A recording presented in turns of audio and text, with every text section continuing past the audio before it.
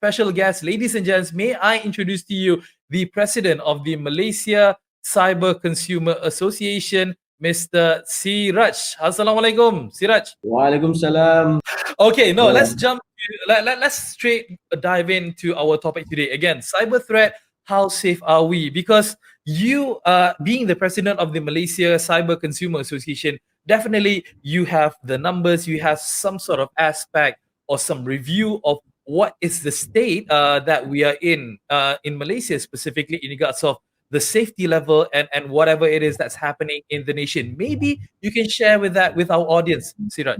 So in Malaysia, basically we have more than 27 million internet user in Malaysia with 83% penetration this year. And we have about 26 million social media user with penetration 81% quarter one 2020. And 26 million out of 32 million in Malaysia. That's a huge number. And today we are facing the biggest threat called the cybercrime. So cybercrime, I think the largest number of cases absolutely during COVID-19, since everyone put their time, most of the day they put time in the cyber. Through internet, they're using phone by communicating, working, video conference, email, any documentation through by WhatsApp and so on. So the highest number all time during this cyber era is during COVID-19. If we refer to the police department, the number is more than 14 million just for a few months during COVID-19 during the MCO. And the number actually never goes down. It keep increasing by yearly, and that's a concern, and we are worrying about. And the most worrying part is if we look at the age of the victims cybercrime, it comes to maybe from kids and until the age of 60, 70. So the veteran also part of the cybercrime victims. As you mentioned, during the pandemic, when it was on its hiatus, back in March, April, when everybody had nothing else to do, they were all locked indoors. We couldn't go out. Hence why people were a lot online, and then a lot of cases happened. 14 million. That's not even a small number at all. I just want to ask your opinion on this. Does that mean that we humans, we people, we the society of Malaysia, are we not smart enough to actually anticipate all of this hacking, all of this scamming happening? I think the Malaysians, we must clear that what is smartphone and a smart consumer. Smartphone consumer and the smartphone it is. So from our point of view, from our perspective, most of Malaysians still not smart in using the smartphone. Basically, they don't have antivirus. They want for maybe like virus, phishing websites, threat. That one is a all-time threat. Then it is common since many years ago. And absolutely, like when it comes to like Macau scam, the call which have come from unknown people but declare they are from police department, they are from anti-corruption department, and maybe some from the court is. So they currently, I think the Malaysian are more aware about this. Then since the awareness spread through across any media platform in Malaysia, the TV, the radio, and website, that's good enough. But the problem is the criminal part keep smart, keep evolve time by time. So what we are expecting is the government itself have to be smarter compared than this criminal. So the people always there, they keep using daily. Sometimes the criminal will learn the behavior of people who are using the smartphone, who are using the cyberspace itself. So it's not a single direction solution. It's a multi-angle solution. Have to think and have to collaborate it with from the governments, which are the authorities, and to be collaborated with the media, have to collaborate with the people itself. Why do you think, as you mentioned just now, why do you think that it is so difficult for the government to actually be able to stop, or what is it that the government needs to do or to have it to ensure the safety of the Malaysian public when they go online? I think because of we had still less in number of people who was convicted the crime and bring it to the justice.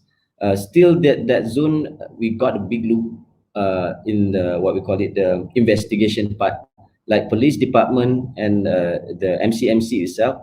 When the victim have facing the crimes, being the victim of the cybercrime, normally they have issues like which one I have to go, which one I have to report. I have to report the police department first, and then, or I have to go to the MCMC, since we are using smartphone. So smartphone, normally with people would think about the communication and multimedia. So when it comes to crime happens in the cyberspace, they just think like MCMC can help them to track the people who are doing the crime itself. They think like that. But actually what happened in the government, they have like few obligation, like the data protection, for example, the PD, personal data protection, and some of the process of investigation takes maybe like for example, the case like scam. When you buy something from website and suddenly you got scammed from the seller, so you already paid that item you want to buy, and you bank in your money to the any account number, maybe Maybank, CIMB, and you have the name of the account holder, and maybe next 1 week, 2 weeks, you know that you're already scammed, and you normally the scammer will stop any communication between you and the criminal. So when you want to report to police, by expecting that the police or any authority try to get the information of the bank account holder, normally it's not easy, because we have the authority, the investigation department itself have procedures they have to follow, like the bank account, for example, Ali bin Abu, for the name, for example. So Ali bin Abu is the CIMB bank account holder, and then the police department have to check, have to the request to the bank itself, to the CIMB bank, for example, or any ABC bank, for example, and then the bank have to reply. It takes few days, because it's a human work now. So the officers in the bank have to reply within, not just, and what happened is, it's not that's the only case happen and request by the authorities to the bank. So there are a lot of requests by, not just by the police department, for example, any kind of investigation department like custom, immigration, maybe dealing with the account bank holder. There are process that which lack which make the investigation long. The period becomes longer, becomes 2 weeks, and then sometimes the people who are already victims, they start to feeling like, like Malaysian lah, it's okay lah, tak ada rezeki, so the terms like, it becomes like, at the end of the day, the victim like feel like, or give up on that case and start to move on. So these things actually give more encourage to the criminal to do more. Right? Yeah, to the scammers. The scammer really like, oh, it's okay. At the end, the people like, just let it be, and then the scammer keep going to scam people, but by an increase in any platform. So what we expect from government, what we expect from the authority, there must be more smarter than them, must be more advanced than any technology used by consumer. So the authority itself cannot be like following like as a consumer. They must be advanced than consumer. In that way, they have no.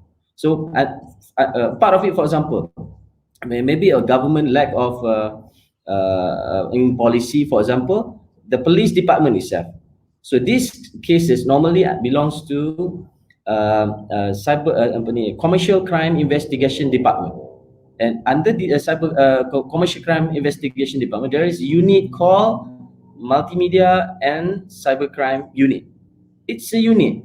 I think lack of staff there in the HQ of police department.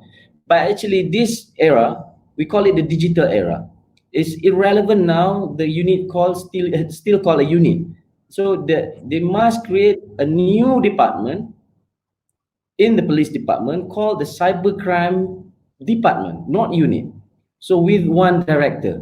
So this will make the movement of we call it securing the cyberspace, the consumer itself, and people will know a single direction where to go if the cyber threats happen to the consumer. So they will know, oh, basically we have to go to the cybercrime department. So now if you want to go, you go to any IPD, Ibu Pejabat Daerah, and then you go, and then normally there is no counter for cybercrime cases. So you have to go to the crime, and then any investigation officer that's not, maybe they don't have any in cyber crime handling. So this one will be lack of the procedure itself. So our point of view, this is a big move if government listen to this. It's a big move for government to overtake the cybercrime or cyber threat issues. How can we be smart in becoming a smart user on all of the smart devices that we have in our world right now? As a consumer, as a cyber consumer, we are the consumer in cyberspace. Must understand what is the thing you call a phone in your hand. How much time you spend daily, you must know. And I think most of the smartphone user in Malaysia now, they have they call it the screen time, and they must evaluate themselves how much time they spend in this smartphone. And first of all, they must put insecurities, must put like, this phone is not safe. Better compare than, oh, my phone is safe. Always put that it's not safe. So when it seems like you are walking on the very narrow bridge, and then you walk with the mindset of, this is very, I have to take carefully walk on this bridge. Basically, every consumer must know this is not secure, because you put yourself basically data, a lot of data, when you think it's not secure. So you always be careful what you are going to feed in this smartphone. Your data, your banking data, or any kind of data, your work document, maybe you involve anything. And the second, keep updated with authorities. We have a lot of awareness page, like Friends of PDRM, like the MCMC itself page. They keep spreading awareness about what happened in the cyberspace. And basically, like Cybersecurity Malaysia, people can follow this kind of page. Thank you so much. But I think the most important thing here to remind Malaysians that as much as you enjoy the freedom, as much as you enjoy communicating, you also need to keep yourself, aware of the threats out there and making sure that you are taking care of yourself. Siraj Jalil, President of the Malaysian Cyber Consumer Association, thank you so much. Insightful, definitely. Thank you, sir. We'll see you again. Cheers. All right, Neil. Okay.